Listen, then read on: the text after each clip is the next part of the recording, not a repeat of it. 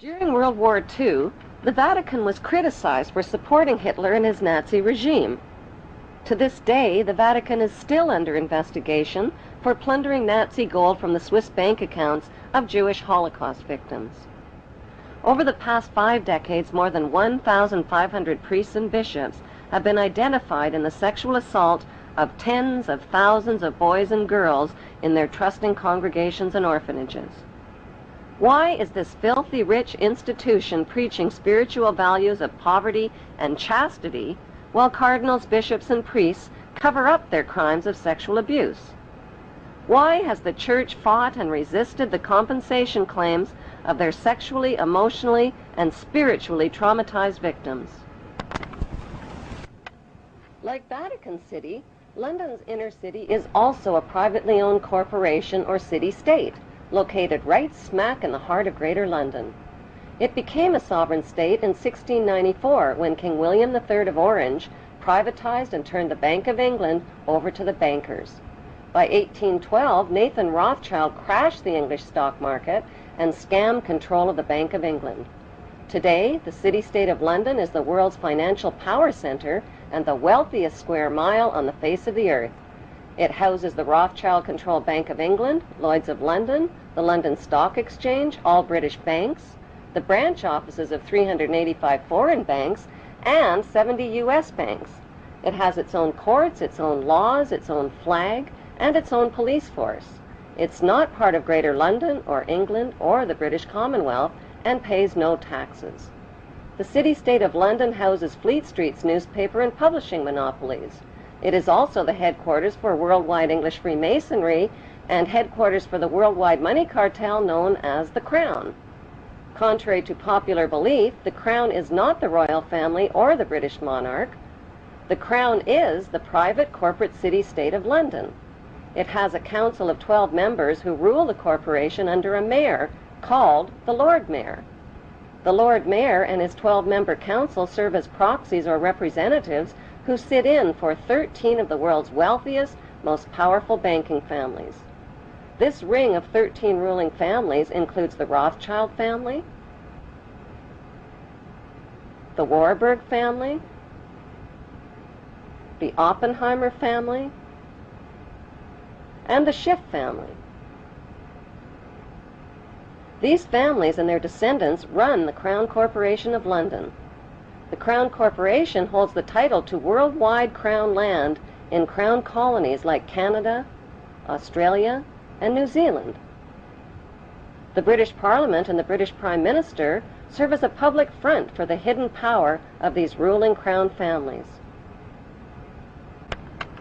Like the city-state of London and the Vatican, a third city-state was officially created in 1982. That city-state is called the District of Columbia and is located on 10 square miles of land in the heart of Washington. The District of Columbia flies its own flag and has its own independent constitution. Although geographically separate, the city-states of London, the Vatican, and the District of Columbia are one interlocking empire called Empire of the City. The flag of Washington's District of Columbia has 3 red stars, one for each city-state in the 3-city empire. This corporate empire of 3 city-states controls the world economically through London's inner city, militarily through the District of Columbia, and spiritually through the Vatican. The Constitution for the District of Columbia operates under a tyrannical Roman law known as Lex Fori, which bears no resemblance to the U.S. Constitution. When Congress passed the Act of 1871, it created a separate corporate government for the District of Columbia.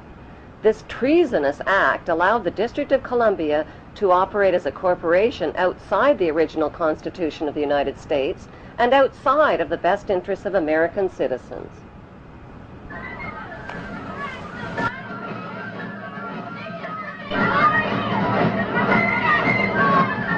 A sobering study of the signed treaties and charters between Britain and the United States exposes a shocking truth. The United States has always been, and still is, a British Crown colony. King James I was famous not for just changing the Bible into the King James Version, but for signing the First Charter of Virginia in 1606. That charter granted America's British forefathers a license to settle and colonize America. The charter also guaranteed that future kings and queens of England would have sovereign authority over all the citizens and colonized land in America stolen from the Indians. After America declared its independence from Great Britain, the Treaty of 1783 was signed. That treaty specifically identifies the King of England as the Prince of the United States and contradicts the belief that America won the War of Independence. Although King George III of England gave up most of his claims over his American colonies, he kept his right to continue receiving payment for his business venture of colonizing America. If America had really won the War of Independence, they would never have agreed to pay debts and reparations to the King of England. When Congress passed the 13th Amendment to the Constitution, the U.S. President was made subservient to the King of England. The 13th Amendment is called the Title of Nobility Amendment and forbids U.S. presidents and their officials from using royal titles like king or prince or baron. For some mysterious reason, the 13th Amendment, which was ratified in 1810, no longer appears on current copies of the Constitution. America's blood-soaked War of Independence against the British bankrupted America and turned its citizens into permanent debt slaves of the king. In the War of 1812, the British torched and burned to the ground the White House and all U.S. government buildings and destroyed ratification records of the U.S. Constitution. 1 century later, a corrupt U.S. Congress committed the biggest theft in world history. They passed Paul Warburg's Federal Reserve Act in 1913, handing over America's gold and silver reserves and total control of America's economy to the Rothschild banksters. Most Americans still believe that the Fed, or Federal Reserve, is the government. It is not. The Fed is a privately owned banking system whose majority Class A shareholders are the Rothschilds, Warburgs, Kuhn and Loeb, J.P. Morgan, Rockefeller, Israel Seif, and the Lehman Brothers. This private banking cartel is the Fed and is never audited and never pays taxes. They print and design America's money, which displays their symbols of an Egyptian pyramid, a Masonic all-seeing eye, and the words "In God We Trust." Who exactly is the God they trust? They also collect American taxpayers' money through the IRS. Then they loan it back again with interest to pay for roads, bridges, and other public works.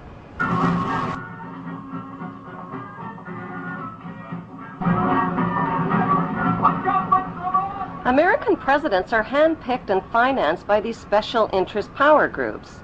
Like George W. Bush, John Forbes Kerry, whose initials are JFK, is a member of Yale University's Skull and Bones Brotherhood. The Forbes part of John Kerry's name identifies his descendancy from Captain Robert Bennett Forbes, who was a drug runner for the Rothschilds' opium drug trade with China in the 1800s. Most U.S. citizens believe that the United States is a country and that the President is the most powerful man on earth. The United States is not a country. It is a corporation, and the President is President of the Corporation of the United States. He and his elected officials work for the corporation, not for the American people.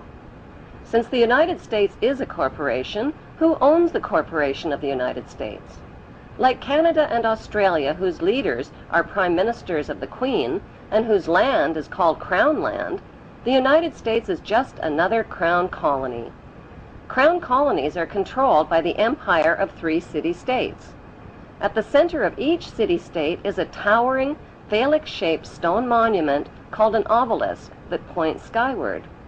In D.C. city-state, the obelisk, known as the Washington Monument, was dedicated to Freemason George Washington by the Freemason Grand Lodge of the District of Columbia. The secretive Brotherhood of Freemasons laid the Washington obelisk's cornerstone in 1848 and contributed 22 Masonic memorial stones. 250 Masonic lodges financed the Washington Monument obelisk, including the Knights Templar Masonic Order. At the heart of London city-state is a 187-ton, 69-foot-tall Egyptian obelisk called Cleopatra's Needle. It was transported from Egypt and erected on the banks of the River Thames. In Vatican City, Another Egyptian obelisk towers high above St. Peter's Square.